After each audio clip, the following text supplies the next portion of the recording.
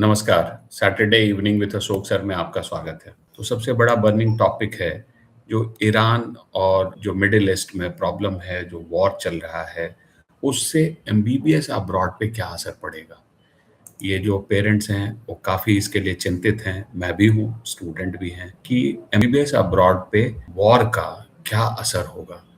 सबसे पहले हम लोग एमबीबीएस अब्रॉड में कौन-कौन सी कंट्री है जहां इसका असर पड़ेगा उसको समझते हैं, और फिर मैं अपनी एनालिसिस आपको बताऊंगा कि जो मुझे लगता है कि क्या इससे हो सकता है। ये मैं अपने पॉइंट ऑफ व्यू यहाँ रखूंगा। तो सबसे पहले तो देखिए कि जो एमबीबीएस अब्रॉड के लिए जो पॉपुलर डेस्टिनेशन है, जहाँ स्टूडेंट सबसे ज़्यादा जाते हैं, वो है रसिया। रसिया के बाद नेपाल और बांग्लादेश। और जो कुछ पॉपुलर डेस्टिनेशन जो अचानक से एकदम पॉपुलर होते हैं, फिर थोड़ा प्रॉब्लम को झेलते हैं, उसमें है जॉर्जिया। जब शुरुआत में बहुत पिक गया, फिर डाउन हुआ, फिर अप हुआ, और अभी जॉर्जिया पे भी क्या असर हो सकता है इसके बारे में भी मैं बात करूंगा, क्योंकि दो चीजों का, एक एनएमसी के गजट और अभी इसके बाद एनएमसी के कुछ एडवाइजरीज, और फिर जो एग्जाम की बातें हैं कि जो लाइसेंसिंग एग्जाम, इन सब के मुद्दे पे क्या असर हो सकता है उसके बारे में भी थोड़ा कवर करूंगा। इसके बाद जो कंट्री है वो है फिलीपींस, जो काफी स्टूडेंट जा रहे थे, फिर वो काफी डाउन हुआ, क्या वो रिवाइव होगा। फिर है चाइना, जहाँ पर भी बहुत हाई डिमांड होती थी, स्टूडेंट बड़ी संख्या में जाते थे, लेकिन कोरोना के बाद से चाइना जो डिप हुआ, क्या वो उठेगा, उसके बारे में भी मैं अपनी राय रखूंगा। इसके बाद है सेंट्रल एशिया। सेंट्रल एशिया में जो कि कजाकिस्तान, उज्बेकिस्तान और किर्गिस्तान, जहां काफी तेज मूवमेंट है, खास करके उज्बेकिस्तान जहां काफी सारे बच्चे जा रहे हैं। तो क्या ये पैटर्न जारी रहेगा या इस पैटर्न में भी कुछ प्रॉब्लम आएगी। कुछ और डेस्टिनेशन क्या वो पॉपुलर हो सकते हैं, जैसे है वियतनाम, उसका क्या होगा। तो एमबीबीएस अब्रॉड में ये सारी कंट्रीज के ऊपर में मैं आपको अपना ओपिनियन रखूंगा। उसके पहले मैं इन सब के बारे में बात करूं, उसके पहले मैं आप लोगों से ये रिक्वेस्ट करता हूं कि अगर आपने मेरे इस चैनल को अभी तक सब्सक्राइब नहीं किया है तो कर लीजिए। इससे आपको काफ़ी बेनिफिट है। अगले 6 महीने जो भी एडमिशंस रिलेटेड है, जो एक न्यूज़ है, न्यूज़ तो आपको कोई भी बताता है, बहुत सारे चैनल्स हैं आपको बताते हैं, लेकिन उस न्यूज़ के पीछे की एनालिसिस, और एक जो है आप मेरे यूट्यूब वीडियोस में बहुत सारे कट ऑफ्स देखते हैं। अब इस साल कट ऑफ तो आपको मैंने पिछले 2-3 सालों में बहुत बताया है। इस साल मैं आपको उस कट ऑफ की भी इन डेप्थ एनालिसिस, क्योंकि देखिए कट ऑफ लोग, बहुत सारे लोग अब आपको बता रहे हैं, तो अब कट ऑफ के पीछे का इन डेप्थ एनालिसिस, वो मैथमेटिक्स, और वो साथ ही कैसे हम इंट्रापोलेट और एक्स्ट्रापोलेट कर सकते हैं, मेरिट लिस्ट, और उससे संभावित कैसे हम प्रोबेबिलिटी वाइज निकालते हैं। तो कई मैथमेटिकल फॉर्मूले के साथ इस साल मैं आपको अपने डीप एनालिसिस बताऊंगा। तो आप जो है इस चैनल पे को सब्सक्राइब करके रखिएगा, क्योंकि जो कट ऑफ है और जो एनालिसिस है उसको अब हम लोग इस साल एक नेक्स्ट लेवल पे आपको दिखाएंगे। अब हम लोग आते हैं ये एमबीबीएस अब्रॉड के बारे में बात करने के लिए। तो एमबीबीएस अब्रॉड में देखिए नेपाल, जहां अभी ही चेंज आया है, और वहां भी इलेक्शन के बाद अब एक नया यंग प्राइम मिनिस्टर नेपाल को मिला है, वलेन शाह। तो नेपाल में भी जो है अब आपको मूवमेंट बहुत बढ़ता जा रहा है। इस साल हो सकता है कुछ सीटें भी बढ़े। तो नेपाल में जो डिमांड है वो एकदम पिछले 2-3 सालों से अपने पीक पे है। करीब 700-800 सीटें हैं, कुछ हर साल कुछ 1-2 कॉलेज भी आ रहे हैं, और कॉलेज में जो सीटों का लिमिटेशन है, जो इंडियन द्वारा रन कॉलेजेस हैं वहाँ 50%, और जो नेपाली द्वारा रन कॉलेजेस वहाँ 33%। उसके सीलिंग में भी कुछ चेंजेस हो सकते हैं, या इनटेक जो है थोड़ा बढ़ सकता है, क्योंकि जो इनटेक है नेपाल में वो बहुत ज़्यादा नहीं है, 100 सीटों का है, कहीं तो सिर्फ 50 सीटों का है। तो ये इनटेक थोड़ा बढ़ सकता है। तो नेपाल में ये चीज़ है देखने के लिए। और नेपाल में बाकी सारे पैरामीटर्स पे इंडिया के बाद अगर आप देखेंगे तो सबसे ज़्यादा आपको जो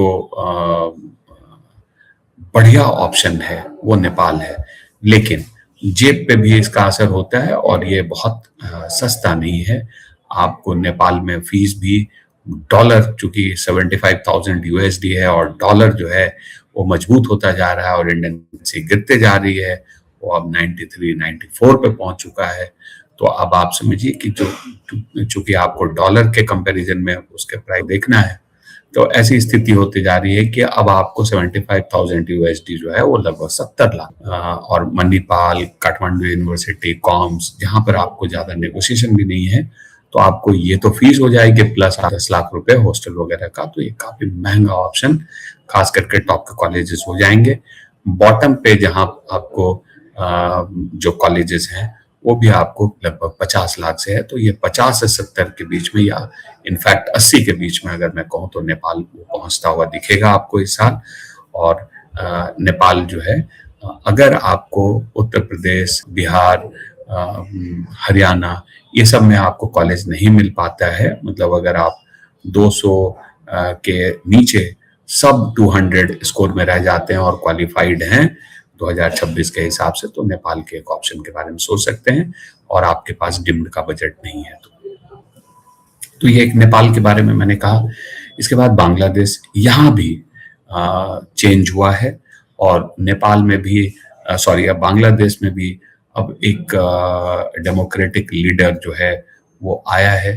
अब इससे बांग्लादेश के इमेज पे थोड़ा सा चेंजेस आएंगे और बांग्लादेश के लिए भी 2026 में हो सकता है कि डिमांड थोड़ी सी इम्प्रूव हो, जो कि काफी डिप हो गई थी 2025 में।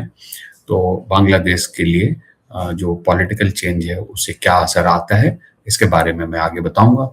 लेकिन बांग्लादेश अगर सिर्फ और सिर्फ पढ़ने के लिहाज से देखा जाए, जब हम पॉलिटिक्स को साइड कर देते हैं, पढ़ने के लिहाज से देखा जाए और नेबरहुड में पढ़ने के लिहाज से, एफएमजी पासिंग रेट से, तो बांग्लादेश एक अच्छा ऑप्शन है, खास करके मुस्लिम स्टूडेंट्स के लिए और बंगाली स्टूडेंट्स के लिए, जो वेस्ट बंगाल के हैं या त्रिपुरा के हैं, उनके लिए एक अच्छा ऑप्शन है।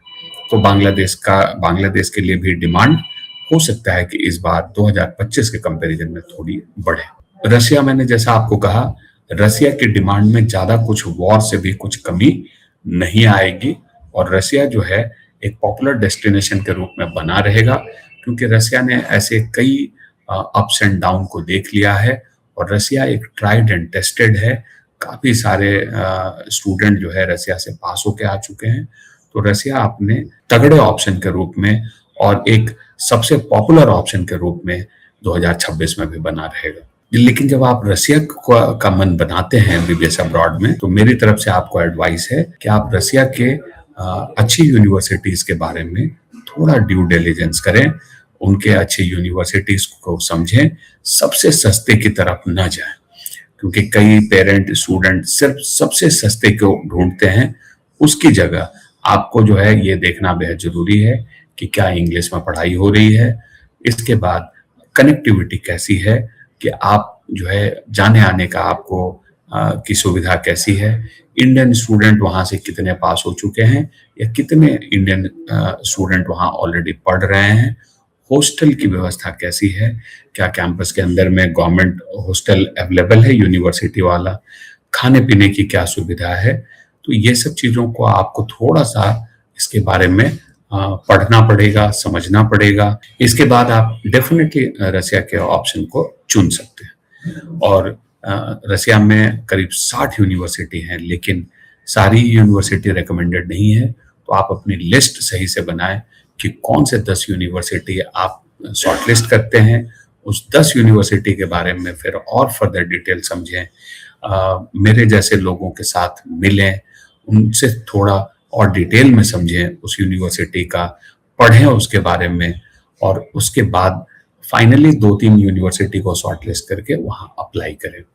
तो ये, और रसिया के लिए एप्लीकेशन अभी चालू हो गए, तो आपको अब रसिया में अगर आप एडमिशन के लिए सीरियस हैं, अगर आपने 2024 या 25 में नेट क्वालिफाई किया है और अब आप देख रहे हैं कि अपने मॉक टेस्ट में आपकी स्थिति बहुत अच्छी नहीं बन रही है, तो आप रसिया के ऑप्शन को थोड़ा ठीक से देखें। रसिया के यूनिवर्सिटीज को शॉर्ट लिस्ट करना शुरू करें। पेरेंट्स से मैं मेरा ज़्यादा रिक्वेस्ट है कि पेरेंट्स को इस काम में थोड़ा सा मेहनत करनी पड़ेगी, और इसके लिए आप जो है ऑथेंटिक वेबसाइट्स पे जाएं। आप हमारे भी वेबसाइट बॉर्डमास एजुकेशन पे जा सकते हैं, आपको थोड़ा ज़्यादा डिटेल में पढ़ने को मिलेगा यूनिवर्सिटी के बारे में, तो वहाँ जाएं। मेरी टीम से संपर्क करें। मेरे साथ मिलना चाहते हैं, अगर दिल्ली एनसीआर में हैं तो नोएडा में, गुड़गांव में मेरी अवेलेबिलिटी देखें, और हमारे नोएडा सेंटर में या गुड़गांव सेंटर में आप मेरे साथ मिल सकते हैं। जो स्टूडेंट मेरठ या उधर के लोकेशन में है, तो मेरठ में भी मेरी जब अवेलेबिलिटी रहती है तो मेरठ में भी मेरे से मिल सकते हैं। इसके लिए आपको मेरी टीम से बात करके मेरी अवेलेबिलिटी समझना पड़ेगा, और उसके हिसाब से आप अपने अपॉइंटमेंट्स बुक करें। तो रसिया के लिए मैंने यही कहा कि मेरी तरफ से कुछ यूनिवर्सिटी डेफिनेटली रिकमेंडेड है, और उसके बारे में आपको ड्यू डिलिजेंस करना है और फिर अपना मन बनाना है। अब रसिया के बाद जो कुछ कंट्रीज हैं जो मैंने आपको कहा कि क्या वो अब इस बार अपस्विंग में होंगे, तो मुझे लगता है कि चाइना डेफिनेटली अब जो है उसका समय आ रहा है कि इस साल जो है चाइना अपस्विंग में हो, क्योंकि चाइना जो है इस वॉर में भी अभी वॉर सिचुएशन में भी वो एकदम शांत है, और वो फ्रंट से कुछ भी इसमें पार्टिसिपेट नहीं कर रहा है। और चाइना के जो यूनिवर्सिटीज़ हैं वो बहुत वेल सेटल्ड हैं, काफ़ी अच्छे हैं। चाइना के साथ कनेक्टिविटी भी इम्प्रूव हो रही है। अभी एक नई फ्लाइट्स जो कलकत्ता से संघाई के लिए भी डायरेक्ट फ्लाइट शुरू हो रही है, और बिहार के भी जितने एयरपोर्ट्स हैं ये सब जो है उसके साथ कनेक्ट हो जाएंगे। जैसे पटना है, गया है, पूर्णिया है, दरभंगा है, तो बिहार के लोगों के लिए भी चाइना वाला ऑप्शन खुल जाएगा, क्योंकि कलकत्ता के साथ उसकी कनेक्टिविटी अभी भी ऑलरेडी कलकत्ता से चाइना के कई शहर कनेक्टेड हैं। बीच में जो है चाइना और इंडिया के जो डायरेक्ट फ्लाइट्स थे वो काफी बंद हो गए थे, लेकिन अब वापस से सब कुछ रीस्टोर हो रहा है। तो चाइना जो है इस बार एक अच्छे ऑप्शन के रूप में आ सकता है। फिलीपींस में भी जो प्रॉब्लम एनमेड से रिलेटेड था वो अगर रिजॉल्व होता है तो फिलीपींस जो है, चाहे वो क्लिनिकल एक्सपोजर हो, पढ़ाई का जो स्टैंडर्ड हो, जो एकेडमिक स्टैंडर्ड हो, वेदर हो, प्रॉक्सिमिटी हो, ये सब में फिलीपींस भी काफी बढ़िया क्वालिफाई करता है, और भारत के साथ उसके अच्छे रिलेशन भी हैं। और वो जो ईस्ट एशिया की तरफ वाले कंट्री हैं, जैसे इसीलिए मैंने आपको कहा कि जो फिलीपींस है, चाइना है, जो इधर वेस्ट एशिया की तरफ नहीं है, ये सब ईस्ट एशिया की तरफ है, जिधर अभी वॉर का कोई लेना देना नहीं है। इसके अलावा वियतनाम है। तो ये जो चाइना है, वियतनाम है, फिलीपींस है, ये इस बार अप हो सकते हैं, और इस तरफ में स्टूडेंट का मूवमेंट हो सकता है, क्योंकि जो वेस्ट की तरफ प्रॉब्लम है, तो ईस्ट जो है इस बार अप हो सकता है। मैं इंडिया से वेस्ट और ईस्ट बता रहा हूँ, तो आप उसको मैप में ऐसे समझें। तो ये जो है ये कंट्रीज में इस साल मूवमेंट हो सकती है। तो चाइना है, फिलीपींस है और वियतनाम है। लेकिन जब भी कोई डिसीजन लें, इसके पहले अभी और डिटेल से सारे रेगुलेशंस को देख लेना है कि फिलीपींस में क्या क्या रेगुलेशन, जो प्रॉब्लम्स थी फिलीपींस की, जैसे duration of the course, clerkship जो था वो सेपरेट इंटर्नशिप का, एनमैट, ये सब जो है प्रॉब्लम कितना सॉल्व हुए हैं वो आपको देखना पड़ेगा। मैं यहाँ ये नहीं कह रहा हूँ, मैं कह रहा हूँ मुझे लगता है कि सब सॉल्व होके हो सकता है। अगेन ये इट्स माय ओपिनियन, तो आपको लेकिन ये फ्यूचर में आपको ये सब पैटर्न को एनालाइज करना है। उसके बाद फिर वियतनाम है, जहाँ पर बाकी सारे कोई प्रॉब्लम नहीं है, एक लैंग्वेज का प्रॉब्लम है वियतनाम में, और वियतनाम एक नया अपकमिंग कंट्री है, लेकिन वेदर वाइज, कनेक्टिविटी वाइज, और भारत के साथ उसके रिलेशन, पॉपुलेशन भी अच्छा है, पॉपुलेशन डेंसिटी अच्छी है, तो वियतनाम जो है इन फ्यूचर डेफिनेटली एक अच्छा ऑप्शन हो सकता है। तो मुझे लगता है कि इन कंट्रीज की तरफ आपको ज्यादा ध्यान देना चाहिए, और बांग्लादेश में भी अभी पॉलिटिकल सिचुएशन ठीक हो रही है, तो बांग्लादेश भी। और इस तरफ अब हम आते हैं सेंट्रल एशिया में, क्योंकि जो प्रॉब्लम है वो उधर वेस्ट एशिया की तरफ है। सेंट्रल एशिया में कजाकिस्तान, उज़्बेकिस्तान और किर्गिस्तान। यहाँ क्या है कि कॉलेजेस काफ़ी सारे कॉलेजेस, यूनिवर्सिटी हैं जिसमें कि एमबीबीएस अब्रॉड के लिए स्टूडेंट जा रहे हैं भारत से। तो यहाँ आपको अच्छे यूनिवर्सिटी और कॉलेज को सही ढंग से देखना है कि अच्छा कौन है। यहाँ क्या है कि क्वांटिटी अब काफ़ी बढ़ चुकी है, अब you need to check quality, क्योंकि अब आपको हर दिन एक नया यूनिवर्सिटी आपको प्रमोट होता हुआ दिखेगा, तो आपको यही देखना है कि क्या क्वालिटी भी है। अब मान लीजिए जो पुराने कजाकिस्तान में जैसे कजाक नेशनल मेडिकल यूनिवर्सिटी है, डेफिनेटली रिकमेंडेड है, अच्छी यूनिवर्सिटी है, लेकिन क्या सारी यूनिवर्सिटी रिकमेंडेड है? तो नहीं। ऐसे ही उज्बेकिस्तान में ताशकंद है, ताशकंद स्टेट मेडिकल यूनिवर्सिटी अच्छी यूनिवर्सिटी है, लेकिन क्या सारी रिकमेंडेड है? तो नहीं। ऐसे ही आपको किर्गिस्तान में भी इन सब जगहों पे, इन तीनों ही कंट्री में, जब भी आप सेंट्रल एशिया के इन तीनों कंट्रीज को देख रहे हैं, तो यू नीड टू वेरीफाई, सब कुछ सही से देखिए, और जो अपनी शॉर्ट लिस्टिंग है उसको ठीक से कीजिए।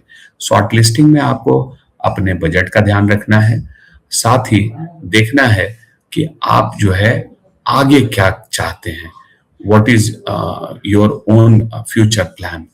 क्योंकि कई आपको जो एमबीबीएस अब्रॉड के कंसल्टेंट्स हैं वो आपको कहते हैं यूएसएमएलई आप कर सकते हैं, यूकेएमएलई कर सकते हैं। मैं ये नहीं कह रहा हूँ कि आप नहीं कर सकते हैं, पर just check your probability, just check कि जो आपकी कंडीशन है उससे क्या है। देखिए, जब आप इस तरह के न्यूज़पेपर में भी देखते हैं कि रिक्शे वाले के बेटे ने नीट में 720 में से 720 कर लिया, 715 कर लिया, ठीक बात है, लेकिन क्या ये वन ऑफ केस वो सब पे लागू होता है? नहीं। तो आपको हमेशा देखना है कि जैसे मैं इंजीनियरिंग के स्टूडेंट जब प्लेसमेंट देखते हैं, तो क्या जो हाईएस्ट प्लेसमेंट है, क्या आप उसी को देख के कॉलेज का डिसीजन लेंगे कि भैया हाईएस्ट प्लेसमेंट है 1.5 करोड़, तो वहां अगर 5,000 स्टूडेंट थे, 3,000 स्टूडेंट थे, एक बच्चे को अगर 1 करोड़ 1.5 करोड़ का प्लेसमेंट मिल गया, तो क्या आप उस कॉलेज में जाते ही आपको वही प्लेसमेंट आपको मिल जाएगा?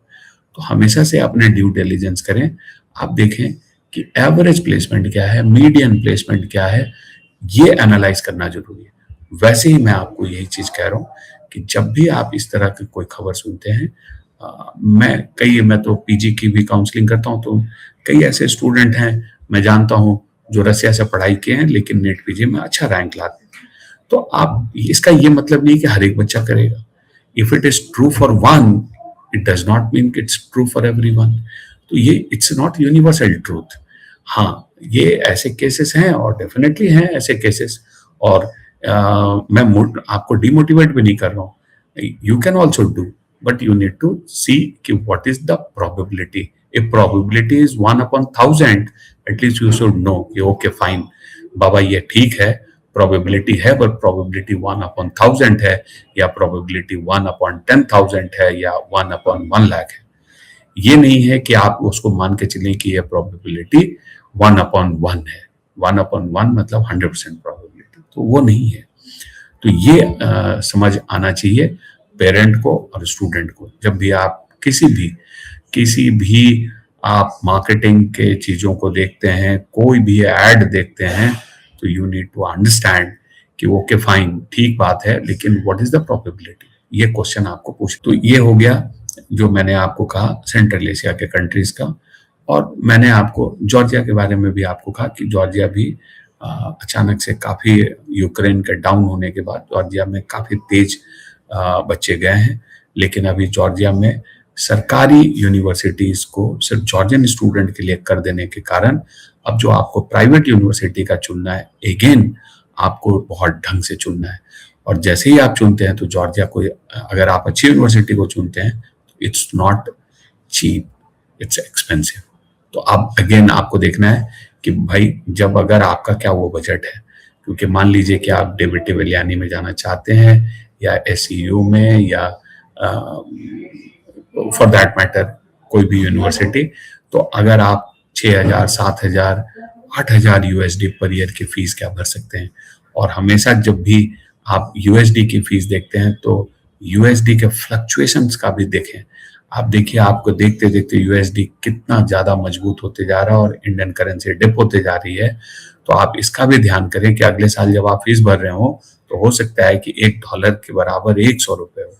तो अगर आप जहां $7,000 की फीस भर रहे हो तो हो सकता है आपकी फीस $7 लाख हो जाए। तो इसका भी आपको ध्यान रखना है और आगे भी फ्यूचर में कैसे आपके कैलकुलेशन कैसे डिस्टर्ब हो सकते हैं उसको समझना है।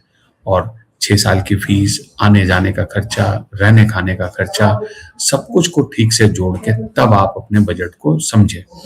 और अगर जॉर्जिया में देखें तो आपका बजट अगर $6,000 वाले भी कॉलेज में आप जाते हैं और $3,000 रहने खाने का, तो ये $9,000 होता है। और 6 साल में आप देखिए कि आपका बजट 50 लाख 55 लाख पहुंच जाता है। आने जाने का भी खर्चा $1,000 डाल दें तो $10,000। तो आपको ये समझना है कि 6 साल में क्या आप $60,000 लगा सकते हैं। तो ये आपको समझना है, ये कैलकुलेशन ठीक से समझना है। तो रियलिस्टिक कैलकुलेशन करना है और रियलिस्टिक कैलकुलेशन, कॉलेजेस, प्रोबेबिलिटी, अपनी सारी चीज़ों को समझना है। तो ऐसे जितने भी स्टूडेंट हैं जो 2024 में या 2025 में नीट का एग्ज़ाम पास किए हैं, 2026 में एमबीबीएस अब्रॉड से करना चाहते हैं और अपने बजट, अपने जो भी लिमिटेशंस हैं आपके, कि आप घर 2 बार आना चाहते हैं, फैमिली से ज़्यादा दूर नहीं रह सकते हैं, ये सबको देखिए। तो आपको कहाँ से आप हैं, क्या आप दिल्ली से हैं, मुंबई से हैं या किसी रूरल एरिया से हैं, तो आपको कितना डिस्टेंस है, जाने आने में आपको कैसे तकलीफ होगी, ये सब चीज़ों का ध्यान में रखते हुए डिसीजन लें।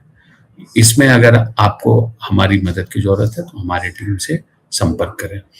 और एमबीबीएस अब्रॉड में जो अभी एक एडवाइजरी आई थी कि जो जिन लोगों ने ऑनलाइन पढ़ा है, और उसमें एक चीज कर दिया गया है कि वो इंडिया में भी ऑफलाइन पढ़ के उसको कॉम्पेंसेट करें। देखिए, मैं आपको इस चीज में ये कहना चाहता हूँ कि मेडिकल की जो पढ़ाई है ना, ये स्किल एक्वायर करने का कोर्स है। ये सिर्फ डिग्री जमा करने का कोर्स नहीं है। वो कागज के टुकड़े से आप कोई अच्छे डॉक्टर नहीं बनेंगे। अगर आपको वो स्किल आएगा तभी आप अच्छे डॉक्टर बनेंगे। तो हमेशा आपको ये समझना है कि इसी के लिए आपको पार्टिसिपेटिव स्टडी में रहना पड़ता है कि चाहे आप अब्रॉड में भी गए हैं तो आपको पढ़ाई में प्रैक्टिकली भी इन्वॉल्व होना पड़ेगा। क्लासरूम हो, लैब हो, हॉस्पिटल हो, तो आपको थोड़ा एक्टिव पार्टिसिपेशन करना पड़ेगा। जब आप एक्टिव पार्टिसिपेशन करेंगे तभी स्किल सीखेंगे। केवल बुक के नॉलेज से हो सकता है कि आप जो है बुक नॉलेज गेन करके आके एफएमजी भी पास करें और आगे पीजी में फिर आपको वही चीजों को फिर शुरुआत से शुरू से क्लिनिकल एक्सपोजर्स को देखना पड़ेगा। तो ये आपको खुद सोचना है कि आप अपने 6 साल को कैसे फ्रूटफुल बनाएं। आगे देखिए एनएमसी का क्या रहता है नेक्स्ट के बारे में जो अपडेट होगा, साथ ही जो 2021 के गजट के बाद जो स्टूडेंट अब पास होकर इंडिया में आएंगे तो उनके लाइसेंसिंग के समय में क्या प्रॉब्लम आएगी, जो कुछ भी रहेगा सब कुछ आपको इस चैनल पे मैं आपको अपडेट करूंगा। हमारे ऑफिसेस नोएडा और गुड़गांव दोनों जगह को आप सपोर्ट कीजिए और हमारे जितने भी एसोसिएट ऑफिसेस हैं, फ्रेंचाइज ऑफिसेस हैं, वहाँ पर भी आप जब भी मेरी अवेलेबिलिटी होती है तो आप वहाँ मेरे से मिल सकते हैं। इस साल मैं आउटरीच के लिए भी बहुत सारे सिटीज़ में जाऊँगा, तो वहाँ भी आप मेरे साथ मिल सकते हैं।